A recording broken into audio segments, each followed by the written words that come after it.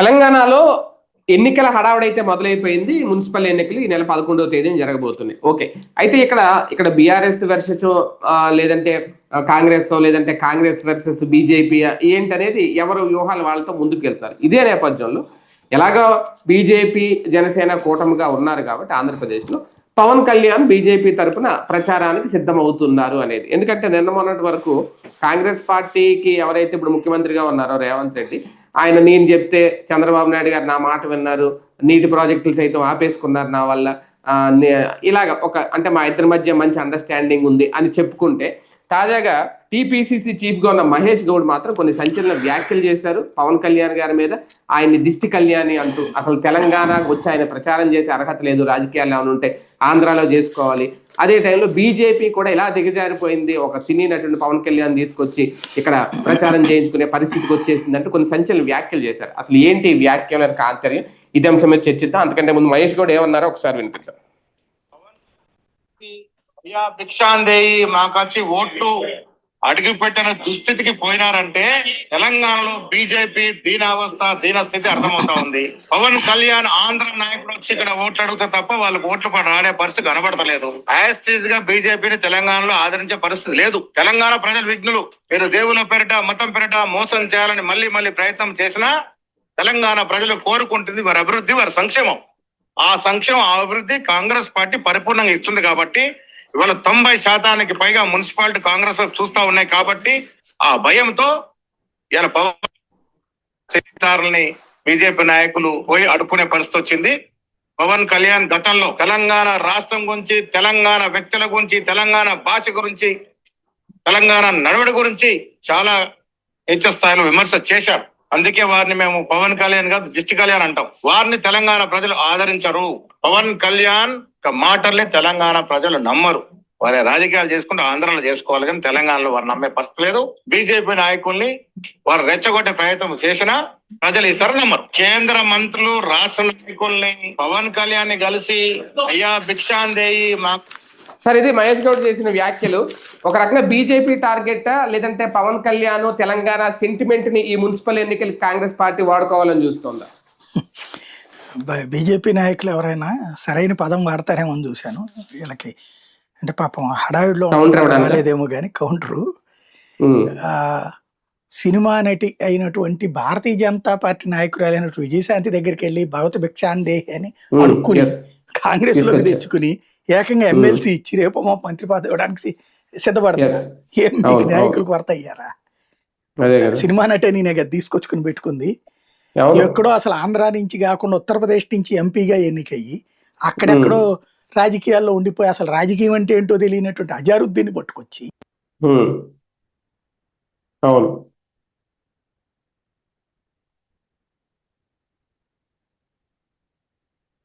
ఉత్తరప్రదేశ్లో గెలిచినోని తీసుకొచ్చి తెలంగాణలో పోయిన రోజున ఆయన జై తెలంగాణ నినాదం చేశాడా, తెలంగాణ ఉద్యమంలో పార్టిసిపేట్ చేశాడు అజారుద్దీన్. ఆయన్ని పట్టుకొచ్చి ఏకంగా మంత్రి పదవి ఇచ్చేశారు అర్జెంటుగా ఎలక్షన్స్ ముందు. అప్పుడు మరి భౌత భిక్షాందేహి అని అజారుద్దీన్ ముందు చేతులు జోడించావంటే, మత ప్రాతిపదికను జోడించావంటే, చివరికి ఎంఐఎంని పోటీలో లేకుండా ఆపిచ్చి ఉత్తరప్రదేశ్లోనేమో పోటీనా, మహారాష్ట్రలోనేమో పోటీనా, ఇక్కడేమో పోటీ లేదా? అక్కడ ఎవరు అడుక్కు తిన్నట్టు?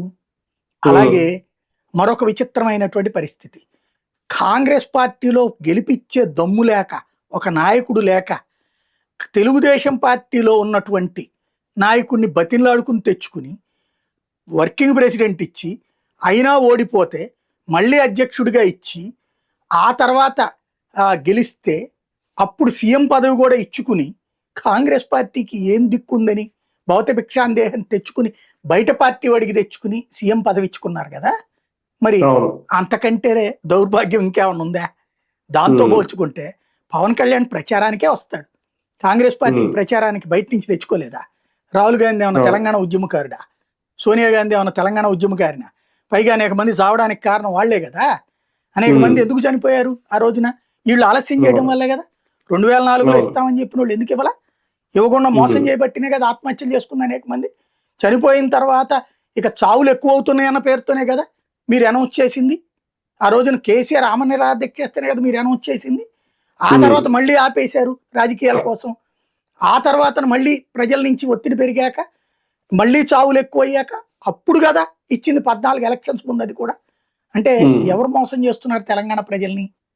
రెండవది పవన్ కళ్యాణ్, నా సిన్సియర్ అడ్వైజ్ కాంగ్రెస్ పార్టీకి ఏంటంటే ఆయన కెలకద్దు, కెలికితే నాశనం అయిపోతారు. ఎందుకంటే పవన్ కళ్యాణ్ని మీరు విమర్శించండి, ఆయన మాటలను విమర్శించండి. మీరు అన్నట్టు తెలంగాణ వాదాన్ని గురించి ఆయన అన్నాడు, ఇట్లా అన్నాడని విమర్శించండి, వ్యక్తిగతంగా దూషించద్దు. వ్యక్తిగతంగా దూషిస్తే తెలుగుదేశం 19లో మట్టి కొట్టుకుపోయింది, 24లో వైసీపీ మట్టి కొట్టుకుపోయింది. వ్యక్తిగత దోషాన్ని ప్రజలు అంగీకరించట్లేదు పవన్ విషయంలో. పవన్ ని దేవుడు కొని కొలుస్తారు, అది వదిలేయండి. బట్ పవన్ కళ్యాణ్ సైద్ధాంతిక వ్యవస్థ మీద విమర్శించండి, you have that right. Pawan Kalyan విమర్శించడం అంటే పవన్ కళ్యాణ్ విధానాలు విమర్శించచ్చు, సిద్ధాంతాలు విమర్శించచ్చు, పార్టీ విధానాలు కూడా విమర్శించచ్చు. కానీ వ్యక్తిగత దోషాలకు పాల్పడక్కర్లేదు, వ్యక్తిగత వివాదం సృష్టించక్కర్లేదు. నన్ను అడిగితే పవన్ జోలికి పోకుండా, పవన్ ప్రస్తావన లేకుండా మీ పని మీరు చేసుకుంటే సేఫ్. పవన్ ని కెలికి పవన్ గురించి నెగిటివ్ ప్రచారానికి వెళ్తే మాత్రం దెబ్బతింటారు. కానీ ఒకటి సార్, అంటే కూటమిలో ఉన్నారు కాబట్టి టీడీపీ జనసేన ఇప్పుడు తెలంగాణలో ఎన్నికల్లో పోటీ చేయకుండా బీజేపీ కోసం ఏమన్నా త్యాగం చేశారా? అట్లేం లేదు. తెలుగుదేశం పార్టీని బీజేపీ ఏం అడగల. జనసేన పోటీ చేస్తోంది, ఆల్రెడీ నామినేషన్ చేశారు, నామినేషన్ చేశారు కదా వాళ్ళు. దానికి వీళ్ళు పదం కూడా ఏదో చెప్పారు కదా, ఫ్రెండ్లీ కాంపిటీషన్ అని. అంటే జనసేన గెలిచే చోట బీజేపీ డ్రాప్ అవ్వాలి, బీజేపీ గెలిచే చోట జనసేన డ్రాప్ అవ్వాలి. జరిగేది కాదు, చచ్చేది కాదు. వాస్తవంగా జనసేన బీజేపీతో పొత్తు ఆశించింది, బీజేపీ వద్దంది. ఇప్పుడు అది పెద్దదై ఉండేది నిజంగా పొత్తు పెట్టుకుంటే. అసెంబ్లీ ఎలక్షన్స్ లో బీజేపీని దెబ్బకొట్టిన రెండు అంశాలు, ఒకటి బండి సంజయ్ తీయడం, రెండోది జనసేనతో పొత్తు పెట్టుకోవడం. ఎందుకంటే తెలంగాణ ప్రజలు ఇంకా ఆంధ్ర నాయకుల్ని యాక్సెప్ట్ చేయట్లా, ఆంధ్ర పార్టీల కిందనే చూస్తున్నారు జనసేన గాని తెలుగుదేశాన్ని గాని. బీజేపీని తెలంగాణ పార్టీగానే చూస్తున్నారు, తెలంగాణ కింద చూస్తున్నారు, ఆంధ్ర గాని చూస్తున్నారు, జాతీయ పార్టీ కాబట్టి. కాంగ్రెస్ అయినా ఆంధ్ర, తెలంగాణ చూస్తారు. ప్రాంతీయ పార్టీల పరంగా చూసినప్పుడు బీఆర్ఎస్ ని తెలంగాణ ఏరియా పార్టీ కింద చూస్తున్నారు. తెలుగుదేశాన్ని జనసేన చూడట్లేదు వాళ్ళు. తెలుగుదేశం జనసేనల్ని తెలంగాణ వ్యతిరేక పార్టీలుగానే చూస్తున్నారు, ఆంధ్ర పార్టీలుగానే చూస్తున్నారు. కాబట్టి దాన్ని యాక్సెప్ట్ చేయరు వాళ్ళు. అందుకని బీజేపీకి తెలుసు ఆ సంగతి, పొత్తు పెట్టుకోలేదు. ఇక తెలుగుదేశం అసలు అడిగిందా పోటీ చేస్తానందా? వాళ్ళు చెయ్యాలనుకుంటే ప్రచారం ఈ పార్టీకి సినిమా చూపించేసేవాళ్ళు మీడియాలో, సోషల్ మీడియాలో. వాళ్ళు ముందు నుంచి అసలు ఈసారి ప్రచారానికి అదే ఎలక్షన్ ప్రస్తావన కూడా తేలేదు, గుర్తుపెట్టుకోండి. గతంలో అయితే మా సత్తా ఏంటో చూపెడతా ఉన్నప్పుడు ఆయన పేరేంటి, నోముల నరసింహ చనిపోయినప్పుడు జరిగిన ఉప ఎన్నికల్లో కూడా పోటీ చేశారు వాళ్ళు, అనేక సార్లు పోటీ చేశారు వాళ్ళు. అంటే ఎవరి కోసం త్యాగం? రేవంత్ కోసమా? నా దృష్టిలో అయితే రేవంత్ కోసమే త్యాగం. ఎందుకంటే రేవంత్ రెడ్డిని టీడీపీ 2గా చూస్తున్నారు వాళ్ళు. టీడీపీ 2 రేవంత్ రెడ్డి వాళ్ళ దృష్టిలో. అట్లాంటి రేవంత్ రెడ్డిని ఇప్పుడు కనుక తెలుగుదేశం పోటీ చేస్తే కాంగ్రెస్ ఓటు డివైడ్ అవుతుంది, తెలుగుదేశం ఓటు బీజేపీకి పోయేదేం లేదు అక్కడ. అది పోయేటట్టయితే గనక మొన్న దీనికే జరిగి ఉండేది. ఇది పార్లమెంట్ ఎన్నికల్లో తెలుగుదేశం వాళ్ళు ఎవరికి చేశారు పోటీ ప్రచారం? బీజేపీకి కాదు, గుర్తుపెట్టుకోండి, టీడీపీ కాంగ్రెస్ కి. గుర్తుంది కదా, జెండాలు వచ్చుకుని తిరిగింది ఎవరికి? 18లో గాని 19లో గాని. 19 ఎలక్షన్స్ లో అప్పటికి 2 చోట్ల కలిపి జరుగుతున్నది, అక్కడ పార్లమెంటు, ఇక్కడ అసెంబ్లీ. కాంగ్రెస్ కి సపోర్ట్ చేశారు అక్కడ, బీజేపీకి చేయలే. అసెంబ్లీ ఎలక్షన్స్ లో ఓపెన్ అక్కడ. తర్వాత పార్లమెంట్ ఎన్నికల్లో కూడా కాంగ్రెస్ కి సపోర్ట్ చేశారు కదా తెలుగుదేశం వాళ్ళు. ఇప్పుడు కూడా తుమ్మల నాగేశ్వరరావు కాంగ్రెస్ జెండా తెలుగుదేశం జెండా పట్టుకుని తిరుగుతున్నారు కదా వాళ్ళు. ఓపెన్ సీక్రెట్ అక్కడ. గెలిచాడు అక్కడ రేవంత్. ఇప్పుడు ఓ రకంగా రేవంత్ లో చంద్రబాబుని చూసుకుంటున్నారు, లోకేష్ చూసుకుంటున్నారు వాళ్ళు. అలాంటి చోట్లన చంద్రబాబు నాయుడుకి ఇష్టం లేదు అక్కడ. రేవంత్ మన మాటినే మనిషి, రేవంత్కి మనం కొన్ని ఫేవర్ చేసి పెడితే మనకి ఇబ్బంది లేకుండా చూసుకుంటాడు అక్కడ. ఎందుకనే ఉద్దేశంతో వీళ్ళు రేవంత్ కి కాంగ్రెస్ కి సీట్లు తగ్గుతాయేమో వీళ్ళు పోటీ చేస్తే అని చేయట్లేదు. బీజేపీ ఎట్లాగో వీళ్ళని సపోర్ట్ అడగలేదు, ఎందుకంటే బీజేపీ ఓపెన్ సపోర్ట్ అడిగింది అనుకోండి, ఇప్పుడు పవన్ కళ్యాణ్ లాగా బీజేపీకి పెద్ద మైనస్ అవుతుంది.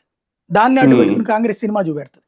అప్పుడు రేవంత్ కూడా అడ్డం తిరుగుతాడు, మీరు తెలుగుదేశం అనేసి. కాబట్టి నడుస్తుంది. అంటే ఒకటి సార్, బీఆర్ఎస్ వ్యతిరేక ఓటు ఎలాగా కాంగ్రెస్ కి వస్తుంది, ఎలాగా తెలుగుదేశం పార్టీ కూడా అక్కడ పోటీ చేయట్లేదు అనేది ఏమో కాంగ్రెస్ లో ఉన్న, బీజేపీని చూసి భయపడుతున్నారా? ఒకప్పుడు ఎక్కడో ఉందలే బీజేపీ అనుకునే పరిస్థితి నుంచి బీజేపీ ఉంది జాగ్రత్త అనే పరిస్థితికి ఇప్పుడు తెలంగాణలో కాంగ్రెస్ వచ్చిందా? అంటే ఉత్తర తెలంగాణలో బీజేపీ కొంత చాలా బలంగా ఉంది. ఈవెన్ మన స్థానిక ఎన్నికల్లో కూడా గట్టిగానే కొట్టారు అక్కడ. ఏది పెద్దగా ఏది వ్యూహాలు మన లేకపోయినా. జిహెచ్ఎంసీ ఎన్నికల్లో అప్పుడు కాదు కాదు, ఉత్తర తెలంగాణలో మొన్న జరిగిన స్థానిక సర్పంచుల ఎన్నికలు జరిగినాయి కదా. టోటల్ గా 750 గెలిచింది. అంత ముందు హైయెస్ట్ 250 ఎంతో, మన 750 గెలిచింది. అయితే ఓవరాల్ గా వీళ్ళతో కంపేర్ చేస్తే పోటీలో లేదు అది, నిజంగా చెప్పాలి. కానీ ఆ సక్సెస్ సాధించింది ఆ నిర్మల్ కావచ్చు, కరీంనగర్, నిజామాబాద్ అట్లాంటి చోట్ల.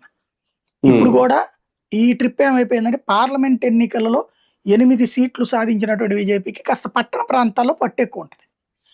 పట్టణ ప్రాంతాల్లో ఇది సాధించే సీట్లు కాంగ్రెస్ కే మైనస్, బీఆర్ఎస్ ఏరియాల్లో కంటే కూడా కాంగ్రెస్ కి మైనస్.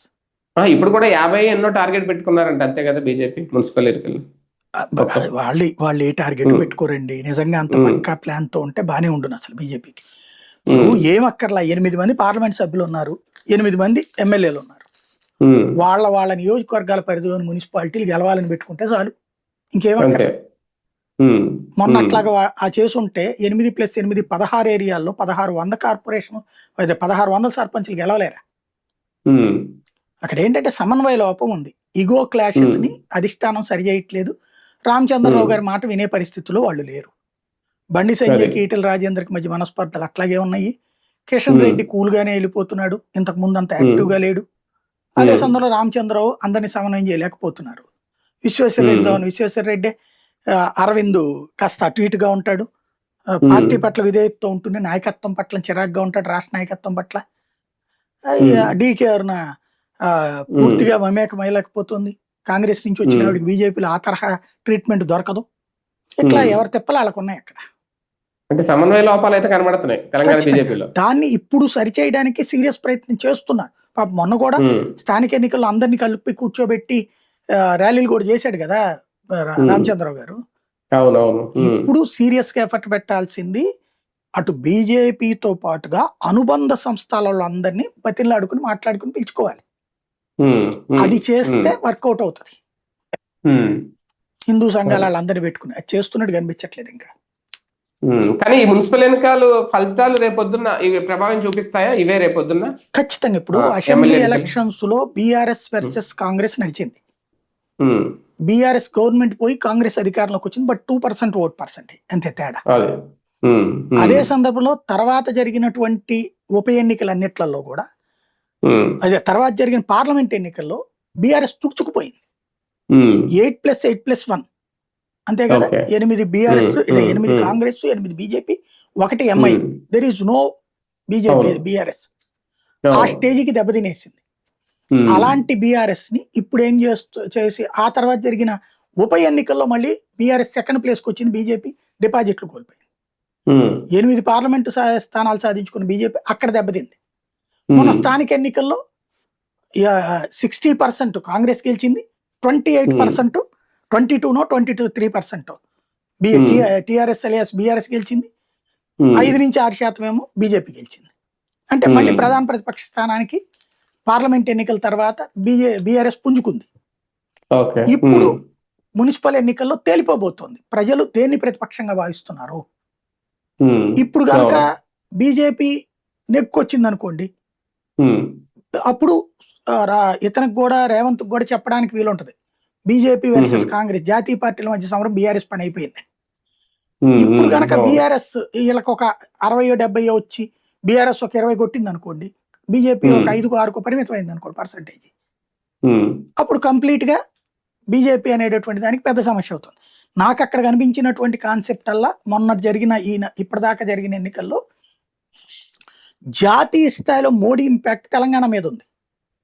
దానికి తగ్గట్టుగా రాష్ట్ర నాయకత్వం ఇదవట్ల. మంది ఎక్కువైతే మజ్జిగ పలచన వద్దని వాస్తవంగా చెప్పాలంటే భారతదేశంలో త్రిపురానో లేకపోతే దాని పేరేంటి నార్త్ ఇండియాలో ఒక ఉత్తరప్రదేశ్లో యోగి, మధ్యప్రదేశ్లో సరైన నాయకుడు ఎవరున్నారు? ఉన్నోళ్ళలో నాయకుడిని తయారు చేశారు. రాజస్థాన్లో సరైన నాయకుడు ఎవరున్నారు? వసుంధరా సింధియా తర్వాత ఛత్తీస్గఢ్లో ఎవరున్నారు? ఇట్లా లేని చోటన ఉన్నోళ్ళలో ఎవరో ఒక నాయకుడిని సెట్ చేశారు అక్కడ. కానీ అనేక మంది నాయకులు ఉన్నటువంటి పార్టీ తెలంగాణలో బీజేపీ, ఆంధ్రాలో మంచి నాయకులు ఉన్నారు, లీడర్షిప్ చేయగలిగే నాయకులు, సుదీర్ఘ అనుభవం ఉన్న నాయకులు ఉన్నారు. కానీ వీళ్ళకి మధ్యన సమన్వయ లోపం. వీళ్ళలో ఎవరో ఒకళ్ళని లీడ్ చేసి మిగతా వాళ్ళని వెనకాల నడిపించేందుకు అధినాయకత్వం సిద్ధపడకపోవడంతో మైనస్ అవుతుంది అది. అది ఇప్పుడు పరీక్ష ఒక రకంగా ప్రతిపక్ష స్థానానికి ఎగబాకుతారా లేదా ప్రతిపక్ష స్థానాన్ని బీఆర్ఎస్ కి ఇస్తారా అన్నది తేల్చుకోబోతున్న పరీక్ష ఇది. బీజేపీకి పరీక్ష, పెద్ద పరీక్ష అంతే. రైట్ రైట్ చూద్దాం. నిజంగా పవన్ కళ్యాణ్ గారు వెళ్ళి ప్రచారం అయితే జరుగుద్ది, అందులో నో డౌట్. కాకపోతే ముందుగా కాంగ్రెస్ చేస్తున్న విమర్శలు రేపొద్దున్న పవన్ కళ్యాణ్ గారి ప్రచారంలో ఎంతవరకు ఎఫెక్ట్ చూపిస్తాయి, బీజేపీకి కలిసి వస్తాయి లేదా మున్సిపల్ ఎన్నికల ఫలితాల తర్వాత అక్కడ రాజకీయ పరిణామాలు ఎలాంటి మార్పులు వస్తాయి, ఇవన్నీ వేచి చూడాల్సిన అంశం.